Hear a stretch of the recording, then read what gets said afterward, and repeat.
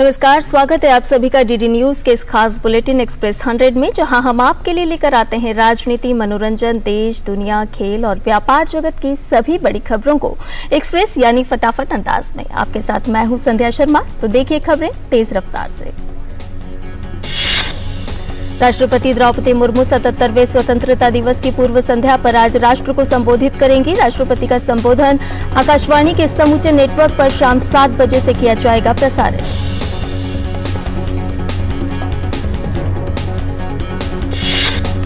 राष्ट्रपति का राष्ट्र के नाम संबोधन दूरदर्शन के सभी चैनलों पर हिंदी में और उसके बाद अंग्रेजी में प्रसारित किया जाएगा।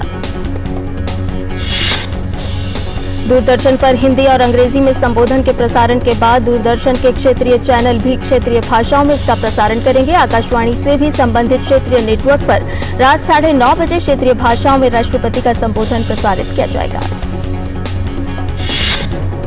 हर घर तिरंगा अभियान का आज दूसरा दिन। कन्याकुमारी से लेकर कश्मीर तक देशभक्ति के रंग में रंगा देश। देश के कोने कोने में निकल रही है तिरंगा यात्राएं।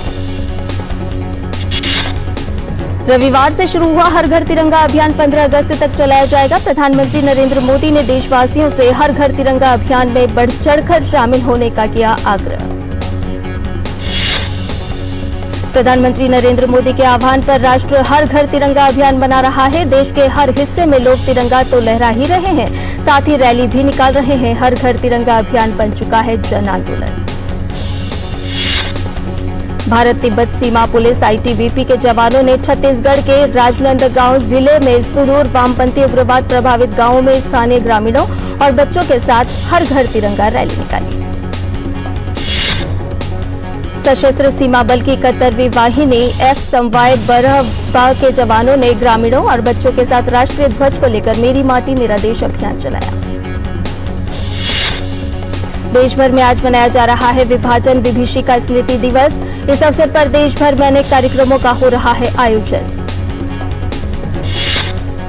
भारत के विभाजन की कहानी विषय पर मुख्य कार्यक्रम का आयोजन आज नई दिल्ली स्थित एनडीएमसी कन्वेंशन सेंटर में होगा। भाजपा के राष्ट्रीय अध्यक्ष जेपी नड्डा इस कार्यक्रम को करेंगे संबोधित। आज विभाजन विभीषिका स्मृति दिवस मनाया जा रहा है। इस अवसर पर सूचना एवं प्रसारण मंत्रालय ने एक्स पर एक वीडियो शेयर किया है। राष्ट्र 15 अगस्त को 77वां स्वतंत्रता दिवस मनाने के लिए पूरी तरह से है तैयार। प्रधानमंत्री नरेंद्र मोदी दिल्ली में लाल किले की प्राचीर से राष्ट्र को संबोधित करेंगे और ध्वजारोहण करेंगे। इस वर्ष स्वतंत्रता दिवस समारोह मनाने के लिए कई नई शुरुआत की गई है। इस वर्ष अधिक अतिथियों को किया गया है आमंत्रित। विभिन्न व्यवसायों से जुड़े करीब 1800 विशेष अतिथियों को सपत्नीक बुलाया गया है। इन विशेष अतिथियों के 660 से अधिक जीवंत गांव के सरपंच और किसान उत्पादक संघ योजना के लोग हैं शामिल। इसके अलावा प्रधानमंत्री किसान सम्मान निधि योजना और प्रधानमंत्री कौशल विकास योजना भागीदार भी स्वतंत्रता दिवस समारोह में लेंगे हिस्सा। केंद्रीय शिक्षा मंत्रालय ने ऐतिहासिक लाल किले पर 77वें स्वतंत्रता दिवस समारोह में भाग लेने के लिए 50 स्कूल शिक्षकों को विशेष अतिथि के रूप में आमंत्रित किया। स्वतंत्रता दिवस समारोह में भाग लेने के लिए नए संसद भवन सहित सेंट्रल विस्टा परियोजना के 50 श्रम योगियों को भी बुलाया गया है। सूक्ष्म लघु और मध्यम उद्यम मंत्रालय ने स्वतंत्रता दिवस समारोह में भाग लेने के लिए 50 खादी कारीगरों को और 18 विभिन्न व्यवसायों से जुड़े 62 शिल्पकारों को भी आमंत्रित किया है। इस वर्ष स्वतंत्रता दिवस पर आजादी का अमृत महोत्सव समारोह का समापन भी होगा, जिनकी शुरुआत प्रधानमंत्री ने 12 मार्च 2021 को गुजरात के अहमदाबाद के साबरमती आश्रम से की थी। स्वतंत्रता दिवस से पहले जम्मू कश्मीर के जम्मू डिवीजन में सुरक्षा कड़ी की गई। शांति भंग करने के किसी भी प्रयास को विफल करने के लिए पाकिस्तान के साथ लगी सीमाओं पर सुरक्षा बढ़ाई गई। जम्मू कश्मीर में सेना और सीमा सुरक्षा बल ने 225 किलोमीटर लंबी नियंत्रण रेखा और 192 किलोमीटर की अंतर्राष्ट्रीय सीमा पर चौकसी बढ़ाई। श्रीनगर के उपराज्यपाल मनोज सिन्हा ने मेरी माटी मेरा देश कार्यक्रम में भाग लिया। विद्यार्थियों, आम लोगों, पंचायत, ब्लॉक, शहरी स्थानीय निकायों से आए मिट्टी मित्रों ने मिलकर मातृभूमि के प्रति आभार व्यक्त किया। उपराज्यपाल ने स्वतंत्रता सेनानियों, शहीदों को श्रद्धांजलि अर्पित की और विद्यार्थियों, पंचायती राज संस्थाओं के सदस्यों तथा आम लोगों को पंचप्राण की शपथ दिलाई। दिल्ली में स्वतंत्रता दिवस समारोह में भाग लेने के लिए यात्रियों की सुविधा के लिए 15 अगस्त को सभी लाइनों पर मेट्रो रेल सेवाएं सवेरे 5 बजे से होंगी शुरू। सवेरे 6 बजे तक सभी लाइनों पर मेट्रो 30 मिनट के अंतराल पर चलेगी। स्वतंत्रता दिवस समारोह के दिन यातायात की सुचारू व्यवस्था के लिए दिल्ली पुलिस ने आज रात 10 बजे से 15 अगस्त की सुबह 11 बजे तक मध्यम वाहनों, भारी वाणिज्यिक वाहनों की आवाजाही पर प्रतिबंध लगाया है। स्वतंत्रता दिवस समारोह की सुरक्षा को ध्यान में रखते हुए रेलवे ने 15 अगस्त को दिल्ली से होकर गुजरने वाली और दिल्ली पहुंचने वाली कई रेलगाड़ियों के मार्गों में परिवर्तन किया है। इसके अलावा कई रेलगाड़ियों को अस्थायी तौर पर रद्द भी किया गया। वहीं कुछ रेलगाड़ियों को रेलवे द्वारा रोककर चलाया जाएगा। रेलवे के अनुसार जिन रेलगाड़ियों के मार्गों में परिवर्तन किया गया है उनका परिचालन साहिबाबाद तिलक ब्रिज मार्ग से होगा। विदेश मंत्री डॉक्टर एस जयशंकर ने कहा, हर घर तिरंगा और मेरी माटी मेरा देश जैसे अभियान आम जनता को अपने देश के प्रति प्रेम भाव का रास्ता करते हैं प्रशस्त। डॉक्टर जयशंकर ने कहा, युवा पीढ़ी में राष्ट्रवाद की भावना है बहुत प्रबल। अमृतकाल में अगले हम 25 साल में करके दिखाएंगे कि भारत बन सकता है विकसित देश। राष्ट्रपति भवन के अमृत उद्यान उत्सव 2023 का आज राष्ट्रपति द्रौपदी मुर्मू करेंगी उद्घाटन। 16 अगस्त से ये आम लोगों के लिए खुल जाएगा। राष्ट्रपति भवन की वेबसाइट पर किया जा सकता है अमृत उद्यान के लिए निःशुल्क रजिस्ट्रेशन। सोमवार को छोड़कर किसी भी दिन सुबह 10 बजे से शाम 4 बजे तक यहां आ सकते हैं विजिटर्स। राष्ट्रपति द्रौपदी मुर्मू भारतीय नौसेना के पोत Y3024 विंध्यगिरी का 17 अगस्त को करेंगे शुभारंभ। कोलकाता स्थित garden reach ship builders and engineers limited में प्रोजेक्ट 17A फ्रिगेट का छठा पोत है विंध्यगिरी। प्रोजेक्ट 17 क्लास फ्रिगेट्स के बाद बनाए गए युद्धपोत उन्नत हथियारों और सेंसर और प्लेटफॉर्म मैनेजमेंट सिस्टम से लैस है। नवनिर्मित विंध्यगिरी भविष्य में स्वदेशी रक्षा क्षमता को और मजबूत करेगा। आज चंद्रमा के और करीब पहुंचेगा चंद्रयान 3, तीसरी बार घटाएगा अपनी ऑर्बिट। चंद्रयान 3 अभी चंद्रमा की 174 किलोमीटर बाय 1437 किलोमीटर की ऑर्बिट में है। इससे पहले 9 अगस्त को चंद्रयान की ऑर्बिट घटाई गई थी। चंद्रयान 3 के आगामी 23 अगस्त को चंद्रमा पर लैंड करने की संभावना। इसमें लैंडर, रोवर और प्रोपल्शन मॉडल हैं। लैंडर और रोवर चांद के साउथ पोल पर उतरेंगे और 14 दिन तक प्रयोग करेंगे। इस मिशन के जरिए इसरो चांद पर पानी की खोज करेगा। ये भी पता लगाएगा कि चांद की सतह पर भूकंप कैसे आते हैं। राष्ट्रीय अन्वेषण अभिकरण ने सांप्रदायिक सद्भाव बिगाड़ने की साजिश विफल करते हुए कल 5 राज्यों में प्रतिबंधित संगठन popular front of India PFI के ठिकानों पर छापेमारी की। NIA द्वारा केरल, कर्नाटक, महाराष्ट्र, पश्चिम बंगाल और बिहार में कुल 14 स्थानों पर की गई छापेमारी में आपत्तिजनक डिजिटल उपकरण और दस्तावेज मिले हैं। महाराष्ट्र में ठाणे के कलवा स्थित छत्रपति शिवाजी महाराज अस्पताल में पिछले 24 घंटों में 18 मरीजों की मौत हो गई। महाराष्ट्र के स्वास्थ्य मंत्री डॉक्टर तानाजी सावंत ने बताया कि मुख्यमंत्री एकनाथ शिंदे ने मौतों की जांच के लिए एक स्वतंत्र समिति गठित करने का आदेश दिया है। हिमाचल प्रदेश में लगातार हो रही बारिश की वजह से भारी नुकसान की खबर। बारिश ने आम जनजीवन हुआ प्रभावित और अस्त व्यस्त। मौसम विज्ञान केंद्र शिमला की ओर से भी अगले 24 घंटों के दौरान भारी बारिश का अलर्ट जारी किया है। स्थानीय प्रशासन ने सभी लोगों से एहतियात बरतने की अपील की है। हिमाचल प्रदेश में लोगों को गैर जरूरी यात्रा से बचने को कहा गया। राज्य में आज सभी सरकारी और निजी स्कूल हैं बंद। हिमाचल प्रदेश यूनिवर्सिटी ने आज प्रस्तावित सभी परीक्षाओं को रद्द किया है। उत्तराखंड के चमोली के नगर पंचायत पीपलकोटी में मायापुरी में देर रात हुई भारी बारिश से भारी नुकसान हुआ। पहाड़ से भारी मलबा आने के कारण कई गाड़ियां मलबे में दबी, सड़कें हुई बंद। केंद्रीय वित्त राज्य मंत्री भागवत कराड़ ने बैंकों और नागरिक निकायों को PM स्वनिधि योजना के लक्ष्यों को प्राप्त करने के लिए एक दूसरे के साथ मिलकर काम करने का निर्देश दिया है, जिसे रेहड़ी पटरी वालों को आसानी से ऋण प्राप्त करने में मदद करने के लिए शुरू किया गया था। डॉयचे बैंक इंडिया के मुख्य अर्थशास्त्री कौशिक दास द्वारा प्रमुख 17 राज्यों के वित्तीय स्वास्थ्य पर तैयार की गई रिपोर्ट के अनुसार वित्त वर्ष 2023-24 से पहले बजट अनुमान के आधार पर महाराष्ट्र, छत्तीसगढ़ और तेलंगाना शीर्ष 3 राज्यों में शामिल हैं। निचले 3 पायदान पर पश्चिम बंगाल, पंजाब और केरल हैं।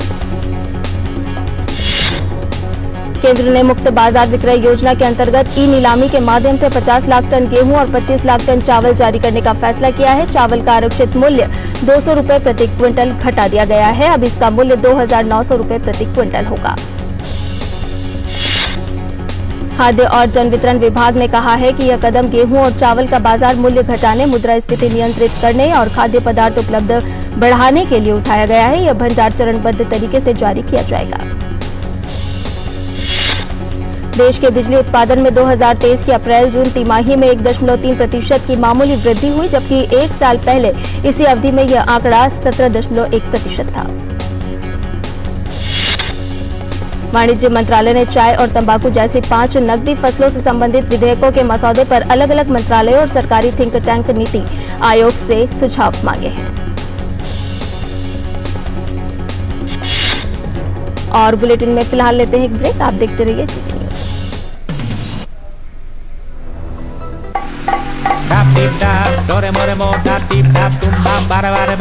अबे देख,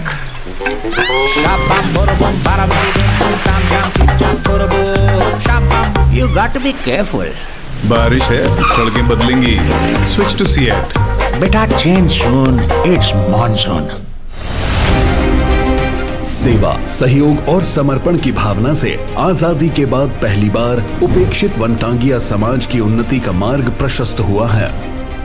वर्ष 2017 में वनवासियों को सड़क, शिक्षा, चिकित्सा, राशन कार्ड, शौचालय, पक्के आवास, बिजली, सोलर लाइट, पेयजल जैसी मूलभूत सुविधाएं मिली हैं। वन ग्रामों को राजस्व ग्राम का दर्जा और वनवासियों को जमीनों का मालिकाना हक मिलने से इनकी जीवन शैली में बड़ा बदलाव आया है। दशकों से दबी हुई आशाओं और भावनाओं को पंख लगे हैं।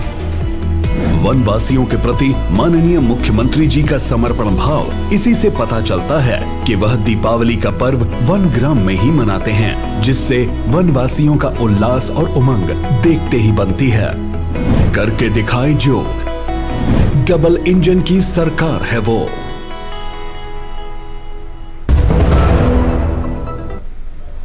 और ब्रेक के बाद एक्सप्रेस 100 में आपका एक बार फिर से स्वागत है। आरबीआई ने अपने निरीक्षण कार्यों के लिए एआई और मशीन लर्निंग का इस्तेमाल कर एक व्यवस्था तैयार करने के लिए McKinsey and company India LLP और exchanger solutions private limited India को चुना है। ऑनलाइन ट्रैवल कंपनी मैकमाईट्रिप ने आज कहा कि उसने 600 से अधिक अनएक्सप्लोर्ड पर्यटन गंतव्यों को बढ़ावा देने के लिए पर्यटन मंत्रालय के साथ हाथ मिलाया है। Southern Petrochemicals Industries Corporation Limited SPIC का चालू वित्त वर्ष की पहली अप्रैल-जून तिमाही में शुद्ध लाभ घटकर 43.97 करोड़ रुपए रहा। कंपनी का पिछले वित्त वर्ष की पहली तिमाही में शुद्ध लाभ 66.85 करोड़ रुपए था। सेबी ने शेयर बाजार के नियमों का उल्लंघन करने के मामले में एक पंजीकृत अनुसंधान विश्लेषक पर 60 लाख रुपए का जुर्माना लगाया है। सेबी में मनीष गोयल को यह जुर्माना 45 दिन के अंदर जमा करना होगा। उपभोक्ता मूल्य सूचकांक पर आधारित खुदरा महंगाई दर 6% से ज्यादा रहने की आशंका है। आर्थिक मामलों के जानकारों का मानना है कि सब्जियों और खाद्य पदार्थों की कीमतों में उछाल से खुदरा महंगाई दर प्रभावित हो सकती है। अमेरिका में हवाई राज्य के माउई द्वीप में लगी भयावह जंगल की आग में मरने वालों की संख्या बढ़कर 93 हो गई है। सर्च अभियान जारी है। अमेरिकी रक्षा विभाग ने बताया कि नेशनल गार्ड के सदस्यों को माउई में आग पे काबू पाने के लिए चिनूक हेलीकॉप्टर का उपयोग किया। अमेरिकी सैनिकों ने स्थानीय लोगों को भोजन और अन्य जरूरी सामान इकट्ठा करने में मदद की। उत्तर कोरियाई नेता किम जोंग उन ने मिसाइल उत्पादन संयंत्र सहित प्रमुख सैन्य कारखानों का दौरा किया है। खबरों के मुताबिक किम जोंग उन रक्षा कारखानों पर लगातार दौरा कर रहे हैं और बड़े पैमाने पर हथियारों के उत्पादन पर जोर दे रहे हैं। उत्तर कोरिया की न्यूज एजेंसी KCNA ने किम के इस हालिया दौरे की तस्वीरें जारी की है। किम के इस दौरे में अधिकारी भी शामिल रहे। किम जोंग उन ने कारखाने में मिसाइल लॉन्चर और अन्य हथियारों का बारीकी से निरीक्षण किया। इससे पहले KCNA ने किम की तूफान खानून से प्रभावित हुए क्षेत्रों का दौरा करने की तस्वीरें भी जारी की थी।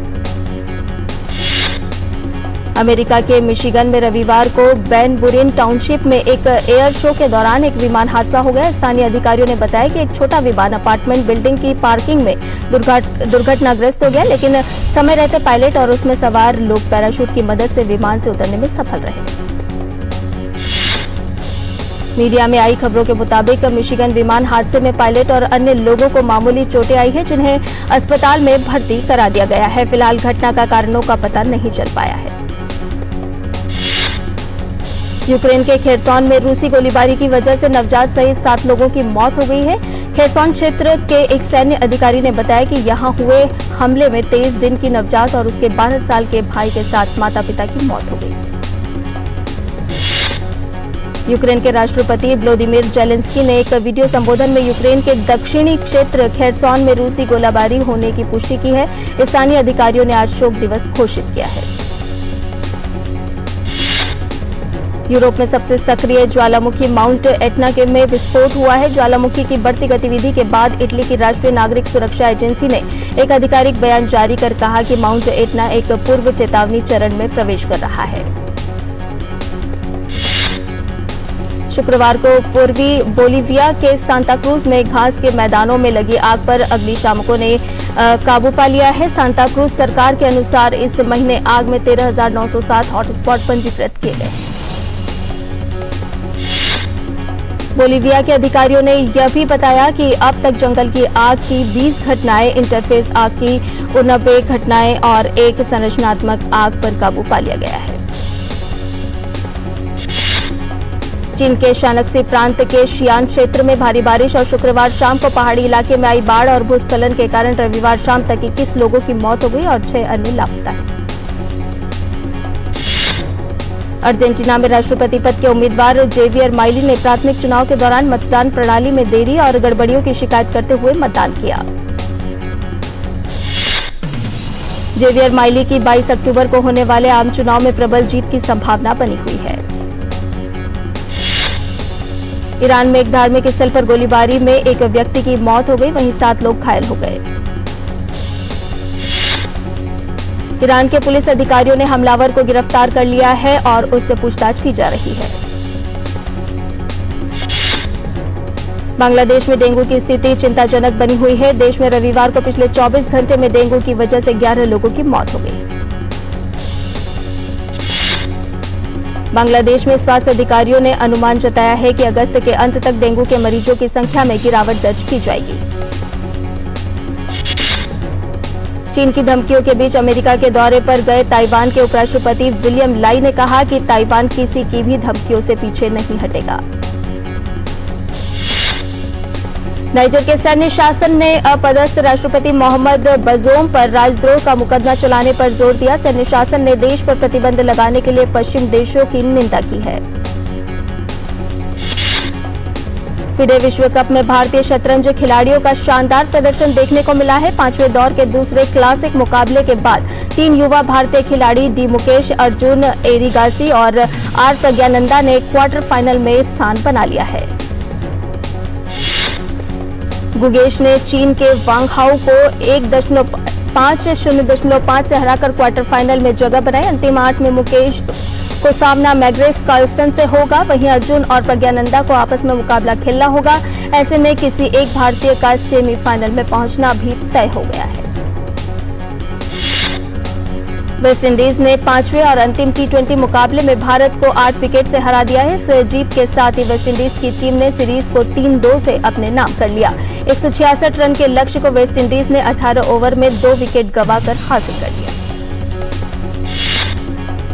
कैरेबियाई टीम के लिए ब्रेंडन किंग ने सबसे अधिक नाबाद 85 रन बनाए। निकोलस पुरन और ब्रेंडन किंग के बीच दूसरे विकेट के लिए 107 रन की साझेदारी हुई। पुरन ने 47 रन का योगदान दिया। भारत के लिए सूर्य कुमार यादव ने सबसे अधिक 61 रन की पारी खेली। एशियाई चैंपियंस ट्रॉफी में खिताबी जीत के बाद भारतीय हॉकी टीम अंतर्राष्ट्रीय हॉकी महासंघ की नवीनतम रैंकिंग में तीसरे स्थान पर पहुंच गई है। भारत ने 2771.35 अंक के साथ इंग्लैंड को पछाड़कर एक स्थान के सुधार के साथ तीसरा स्थान हासिल कर लिया। पृथ्वी शॉ ने इंग्लैंड में चल रहे वनडे कप में नॉर्थहम्पशायर के लिए खेलते हुए डरहम के खिलाफ शानदार शतक लगाया। कुछ दिन पहले दोहरा शतक लगाने वाले पृथ्वी शॉ ने 76 गेंदों पर 125 रन की नाबाद पारी खेली। जैनिक सिनर ने कनाडा ओपन में पुरुष एकल का खिताब जीत लिया है। इटली के सिनर ने फाइनल में ऑस्ट्रेलिया के एलेक्स डी मिनोर को सीधे सेट में 6-4, 6-1 से हराया। एटीपी मास्टर्स 1000 फाइनल में सिनर को ये पहली जीत मिली। कनाडा ओपन में ही महिला एकल का खिताब चौथी वरीयता प्राप्त जेसिका पेगुला ने जीतने में सफलता पाई। जेसिका पेगुला ने फाइनल रूस की लुडमिला सेप्सोनोवा को सीधे सेट में 6-1, 6-0 से हराया। 29 साल की पेगुला का ये करियर में दूसरा WTA 1000 खिताब है। इंग्लिश प्रीमियर लीग में रविवार को लिवरपूल और चेल्सी के बीच हुआ मुकाबला 1-1 की बराबरी पर समाप्त हुआ। लिवरपूल ने 18वें मिनट में डियाज के गोले की मदद से 1-0 की बढ़त ले ली। 37वें मिनट में चेल्सी के लिए एक्सेल डिसासी ने बराबरी का गोल किया। EPL के ही एक अन्य मुकाबले में टॉटनहम हॉटस्पर्स और ब्रेंटफोर्ड के खिलाफ 2-2 के ड्रॉ में संतोष करना पड़ा। टॉटनहम की तरफ से 11वें और पहले हाफ के अतिरिक्त समय में गोल हुए, वहीं ब्रेंटफोर्ड ने 27वें और 36वें मिनट में गोल किया। Spanish football league La Liga में गत विजेता बार्सिलोना ने ड्रॉ के साथ अपने अभियान की शुरुआत की है। नए सत्र के अपने पहले मैच में बार्सिलोना को गेटाफे के साथ गोल रहित ड्रॉ से संतोष करना पड़ा। रॉबर्टो मैनसीनी ने इटली की राष्ट्रीय फुटबॉल टीम के मुख्य कोच के पद से इस्तीफा दे दिया है। विश्व कप के लिए क्वालिफाई करने में असफल रहने के बाद मैनसीनी ने 2018 में टीम की कमान संभाली थी।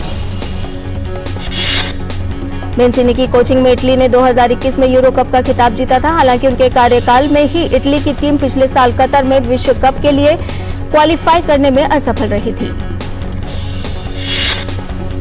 किलियन एम्बाप्पे की French club Paris Saint Germain की शीर्ष टीम के साथ अभ्यास कैंप के वापसी हो गई है। उम्मीद की जा रही है कि वो इस साल PSG के लिए ही खेलते दिखाई देंगे। गोकुलम केरला ने रविवार को डुरंड कप के ग्रुप लीग मैच में इंडियन सुपर लीग की मजबूत टीम केरला ब्लास्टर्स को 4-3 से शिकस्त दी। मैच के पहले हाफ में 4 जबकि दूसरे हाफ में 3 गोल हुए। गोकुलम ग्रुप के शीर्ष पर बनी हुई है। सनी देओल और अमीषा पटेल की फिल्म गदर 2 का बॉक्स ऑफिस पर जलवा कायम है। फिल्म ने 3 दिनों में ही 100 करोड़ के आंकड़े को पार कर लिया है। सनी देओल की ये फिल्म बाहुबली से भी आगे निकल चुकी है। कंगना रनौत ने इंस्टाग्राम पर सनी देओल की गदर 2 देखने के लिए थिएटर के बाहर लगी ऑडियंस की भीड़ का एक वीडियो शेयर किया और तारीफ करते हुए कहा कि ये लोगों की जिंदगी में एक्साइटमेंट और नेशनलिज्म वापसी लाता है। सिंगर खुशबू तिवारी केटी और अभिनेत्री लवली काजल का नया गाना महाकाल के दीवानी हुई रिलीज हो गया है। गाना महाकाल की दीवानी हुई को वर्ल्ड वाइड रिकॉर्ड्स भोजपुरी के ऑफिशियल यूट्यूब चैनल पर रिलीज किया गया है। शाहरुख खान की आने वाली फिल्म जवान के गाना चलेया का टीजर रिलीज हो गया है। दक्षिण भारतीय निर्देशक इटली की आने वाली फिल्म जवान में शाहरुख खान की मुख्य भूमिका है। गदर 2 की सुनामी के बावजूद OMG 2 ने दूसरे दिन उम्मीद से बेहतर परफॉर्म किया है। OMG 2 ने दूसरे दिन 15.3 करोड़ रुपए का कलेक्शन किया। 2 दिन में अक्षय कुमार और पंकज त्रिपाठी की फिल्म ने 25.56 करोड़ रुपए का बिजनेस कर लिया है। सुष्मिता सेन काफी समय से ताली को लेकर चर्चा में बनी हुई हैं। यह वेब सीरीज कोई फिक्शन नहीं बल्कि रियल लाइफ पर आधारित है। यह सीरीज स्वतंत्रता दिवस के मौके पर 15 अगस्त को रिलीज होगी। ताली को जियो सिनेमा पर मुफ्त में देखा जा सकता है। बिग बॉस OTT 2 का ग्रैंड फिनाले अब नजदीक आ गया है। बिग बॉस के ग्रैंड फिनाले को और भी ज्यादा धमाकेदार बनाने के लिए मेकर्स स्टेज पर सलमान और शाहरुख खान की जोड़ी को साथ में लाने की प्लानिंग की जा रही है। भारत के बहुप्रतीक्षित फुटबॉल आयोजनों में से एक 132वें डुरंड कप में विकी कौशल ने अपनी उपस्थिति दर्ज कराई। Bollywood actor Vicky Kaushal east Bengal FC और मोहन बागान के बीच प्रतिष्ठित डर्बी मैच देखने पहुंचे। तमिलनाडु में खराब मौसम के चलते ए.आर. रहमान को चेन्नई में अपना म्यूजिक कॉन्सर्ट रद्द करना पड़ा। संगीतकार ने ट्विटर पर अपने प्रशंसकों को सूचित किया है कि चेन्नई में खराब मौसम की स्थिति के कारण संगीत कार्यक्रम रद्द करना पड़ा। स्क्रीन पर अपने मजाकिया और अनोखे पात्रों से लोगों के दिलों में जगह बनाने वाले अभिनेता राजपाल यादव ने एक इंटरव्यू में कहा है कि वे फिल्म इंडस्ट्री के सबसे भाग्यशाली एक्टर हैं। 18 अगस्त को प्रदर्शित हो रही फिल्म नॉन स्टॉप धमाल में वह केंद्रीय भूमिका में है। और एक्सप्रेस न्यूज में फिलहाल इतना ही। हमें दीजिए इजाजत। नमस्कार।